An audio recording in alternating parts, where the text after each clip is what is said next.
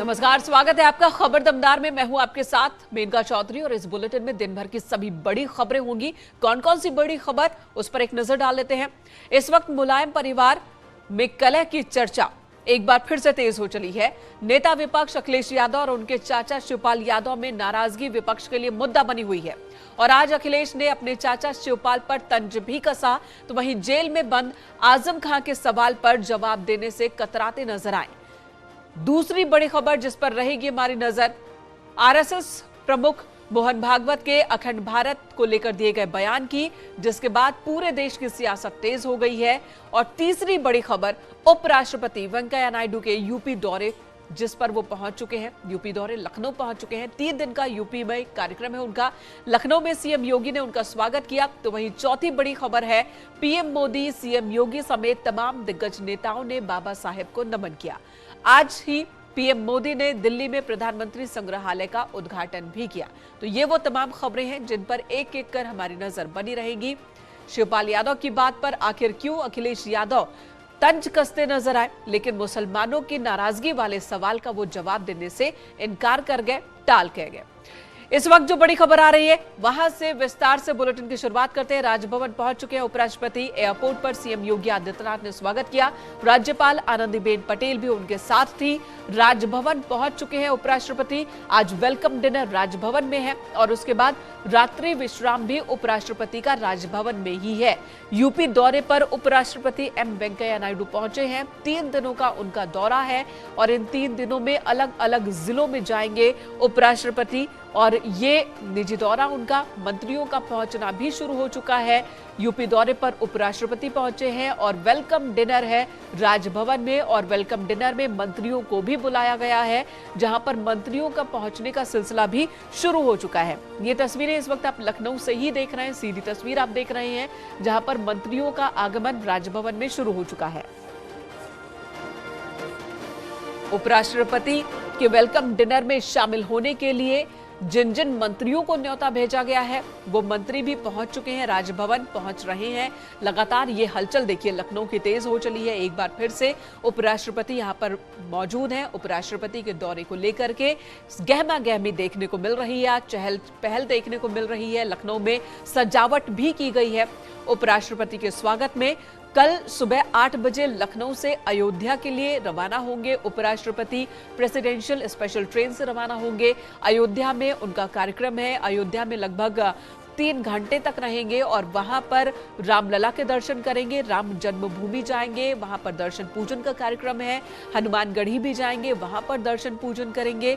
और उसके बाद जो खबर है उसके मुताबिक वाराणसी में होंगे 16 अप्रैल को, यानी कि परसों। वहां पर काशी विश्वनाथ धाम जाएंगे और वहां पर भोलेनाथ की पूजा अर्चना करेंगे। और उससे पहले लखनऊ की ये तस्वीर हम आपको दिखा रहे हैं। लखनऊ की सड़कों पर जो चहल पहल बढ़ी हुई है वो हम आपको दिखा रहे हैं। प्रोटोकॉल के तहत पर सीएम योगी आदित्यनाथ ने स्वागत किया।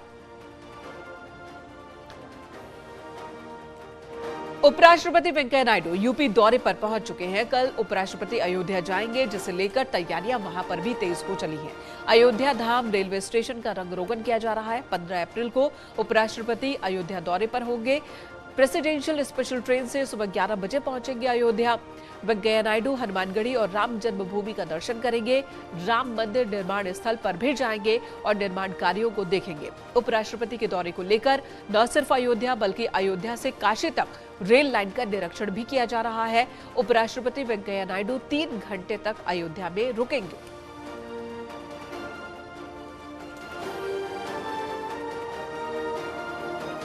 उपराष्ट्रपति वेंकैया नायडू का अयोध्या दौरा कल है और ऐसे में अयोध्या के इस रेलवे स्टेशन पर जहां वो रेल मार्ग से अयोध्या पहुंचेंगे, वहां पर तैयारी और स्वागत की तैयारियां अभी से दिखने लगी हैं। आप देख सकते हैं किस तरीके से यहां पर बाकायदा टेंट लगाया जा रहा है, जगह जगह साइन बोर्ड लगाए जा रहे हैं। साथ ही इस पूरी बिल्डिंग को जिस तरीके से राष्ट्रपति के आगमन में सजाया गया था, कुछ उसी तर्ज पर सजाया जा रहा है। पूरी बिल्डिंग फूलों से सजी रहेगी। यहाँ पर बड़ी संख्या में कारीगर लगे हुए हैं जो सजावट का कार्य शुरू कर दिया है। यहाँ पर टेंट लग चुका है।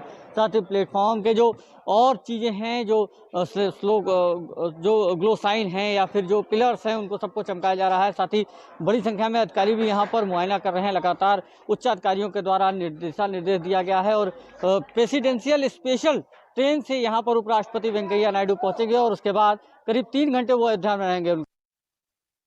राम द्वारे तुम रखवारे होत ना गए बिन पैसारे। हनुमान जी राजा के रूप में विराजमान हैं। धन्यवाद दूंगा उन राजनीतिक दल के नेताओं को जो पहले हनुमान जी का आशीर्वाद, उसके बाद राम जी का आशीर्वाद। देखिए, पहले प्रधानमंत्री जी भी आए, हनुमान जी से आशीर्वाद लिया, राष्ट्रपति जी भी आए, हनुमान जी से आशीर्वाद लिया, अब उपराष्ट्रपति महोदय भी आ रहे हैं। तैयारी भव्य है, दिव्य है।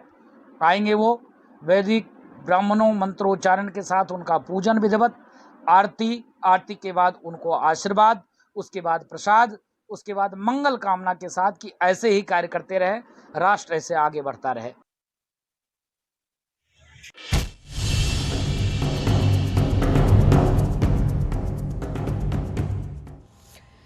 अखिलेश यादव ने चाचा शिवपाल को लेकर तंज कसते हुए कहा कि बीजेपी के लोग कम से कम परिवारवाद तो खत्म कर रहे हैं।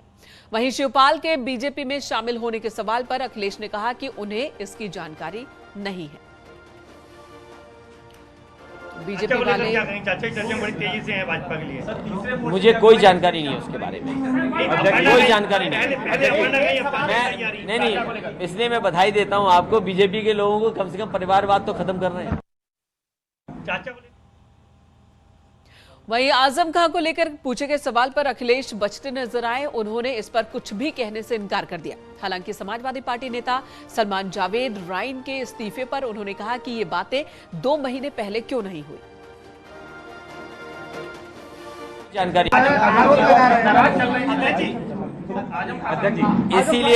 इसीलिए मैं कोई ऐसे ये प्रेस कॉन्फ्रेंस मैंने नहीं बुलाई थी, क्योंकि आप लोग इतनी बड़ी संख्या में दिखे, इसलिए मैंने कहा कम से कम आपसे नमस्कार कर लूं। कभी कभार करेंगे। आजम खान के मैं उसमें कुछ नहीं बोलना चाहूंगा।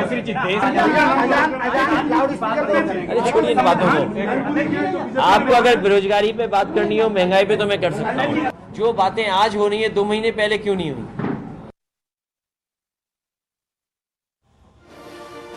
इधर केंद्रीय मंत्री एसपी सिंह बघेल ने शिवपाल यादव को लेकर कहा कि पिछले 5 साल में किसी ने अपना कुछ खोया है तो वो शिवपाल सिंह यादव ही है। अपना निजी निर्णय है और हमारे हाईकमान का निर्णय रहेगा जो भी वो करेंगे। लेकिन पिछले 5 साल में अगर सर्वाधिक रूप से किसी ने खोया है, उनका नाम श्री शिवपाल सिंह यादव है। क्योंकि अलग हुए पर अपनी पार्टी बनाई, फिर शायद 80 सीटें मांगी, फिर 70, 60, 50, 40, 30, 20, 10 होते हुए तो के राज जी एक कह रहे हैं, तो वो भी मैं इसकी भी समीक्षा करता हूं कि वो एक भी सीट नहीं मिली है। क्योंकि एक सीट नहीं मिली है अखिलेश यादव जी की निगाह में, और हकीकत में वो समाजवादी पार्टी के लिए बेस्ट कैंडिडेट थे। तो उनको टिकट देकर, साइकिल चुनाव चिन्ह देकर के जसवंत नगर सीट को निकालने का काम श्री अखिलेश यादव ने किया। तो इसलिए मैं कहना चाहूँगा कि उनको उम्मीदवार बनाया, उनको सीट नहीं दी है। इधर एसपी से एक और मुस्लिम नेता का इस्तीफा हो गया। कासिम राइन ने पार्टी से इस्तीफा दे दिया और इस्तीफा देने के साथ ही अखिलेश यादव से नाराजगी जाहिर की। कासिम राइन ने उन्होंने कहा कि मुस्लिम पर अत्याचार पर अखिलेश यादव चुप हैं, मुस्लिमों के लिए आवाज वो नहीं उठा रहे हैं, ये कहना है कासिम राइन का। इस्तीफा उन्होंने दिया है, चिट्ठी लिखी है और इस चिट्ठी में जिक्र इस बात का है कि अखिलेश यादव मुस्लिमों के हक में आवाज नहीं उठा रहे।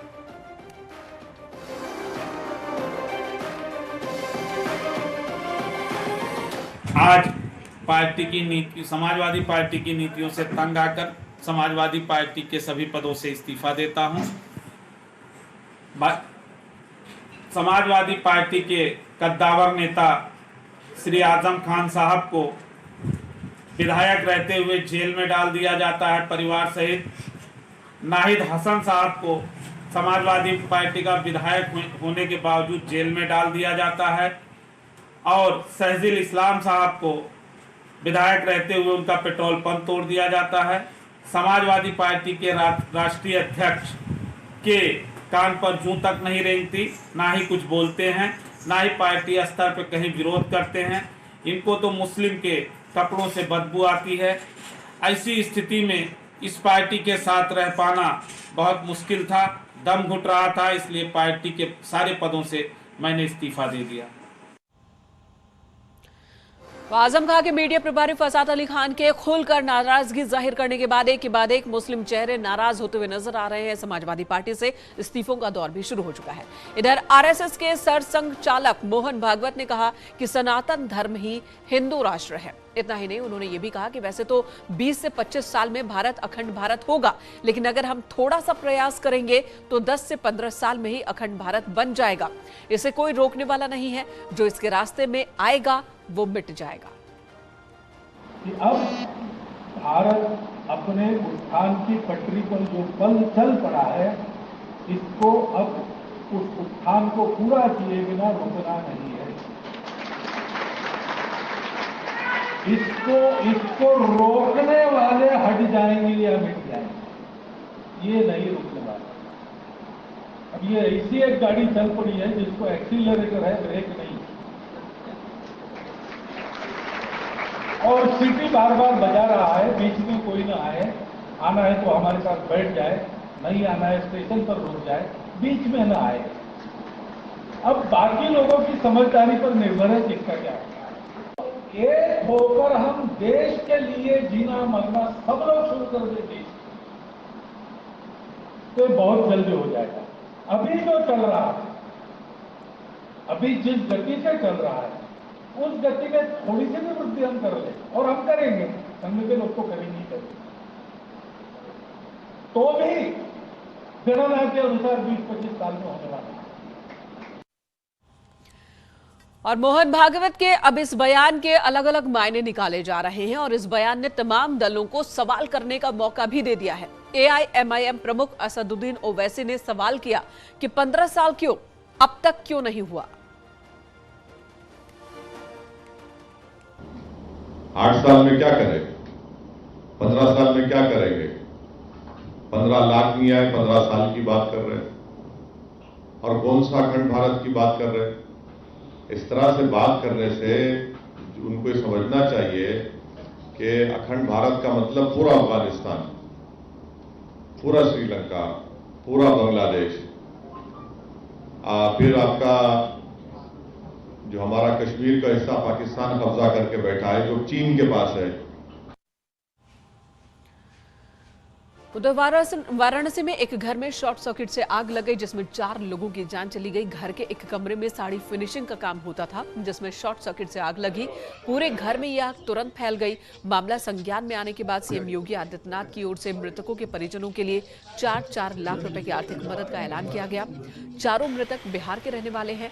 घर में लगी आग, 4 की मौत शॉर्ट सर्किट से की वजह से यहाँ पर हादसा। ये यहाँ वाराणसी में मदनपुरा के एक व्यक्ति थे जो अशफाक नगर में अपनी साड़ी की फिनिशिंग का काम करते थे। उन्हीं के कमरे में जहाँ वो साड़ी फिनिश और पैक करते थे, उनके कमरे में सुबह लगभग 11:15 बजे के आसपास आग लग गई। और आग लगने से उनका बेटा, वो खुद और 2 लेबर जो बिहार के थे, वो चारों उसमें घिर गए। वो खाना बना रहे थे, वहाँ पे जो सब्जियाँ वगैरह और कुकिंग के यूटेंसिल बरामद हुए हैं। उससे संभवतः जो फायर ने अभी तक जाँच की है, उसमें खाना बनाने की वजह से वहाँ बिजली के तारों ने आग पकड़ ली। और आग पकड़ने की वजह से, क्योंकि साड़ियों का काम था, अंदर की सिंथेटिक फोम और बाकी भी अन्य सामग्री सिंथेटिक रखी हुई थी। तुरंत ही वो 12 फुट बाई 10 फुट के कमरे में वो आग घिर गई और चारों लोग संभवतः उसी में फंस गए।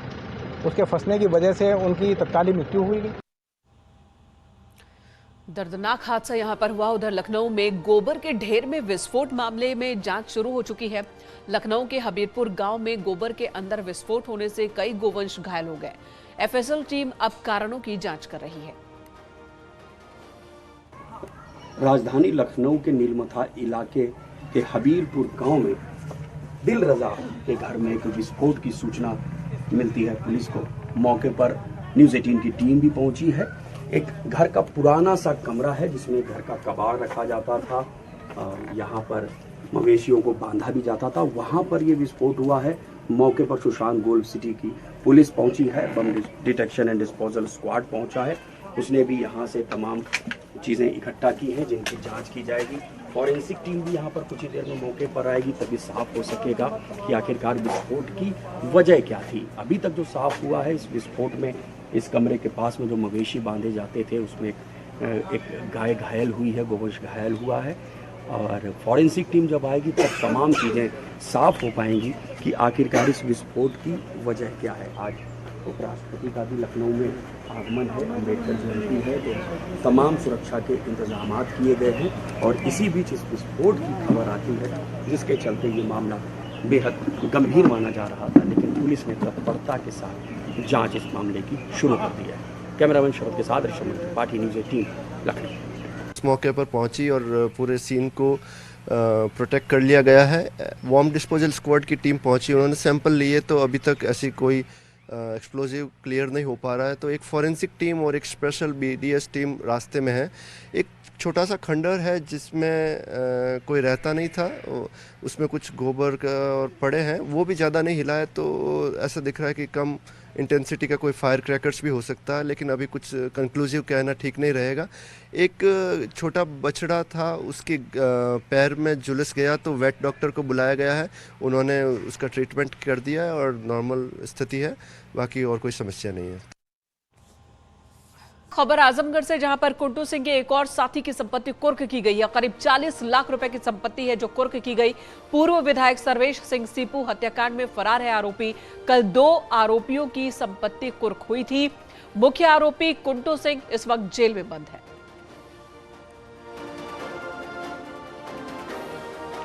कल 2 आरोपियों की संपत्ति कुर्क हुई थी और आज कुंटू सिंह के एक और साथी की संपत्ति कुर्क हुई है। 40 लाख रुपए की संपत्ति है जो कि कुर्क हुई है।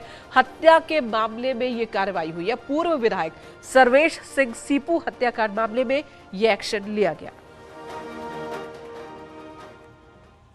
प्रदेश स्तर पर चिन्हित आपराधिक माफिया कुंटू सिंह के साथ गैंगस्टर एक्ट के सह अभियुक्त संग्राम सिंह द्वारा अपराध से अर्जित धन से खरीदी गई जमीन, जिसकी वर्तमान कीमत लगभग 40 लाख रुपए है। इस जमीन को आज 14 अप्रैल को जीयनपुर पुलिस द्वारा जब्त किया गया है।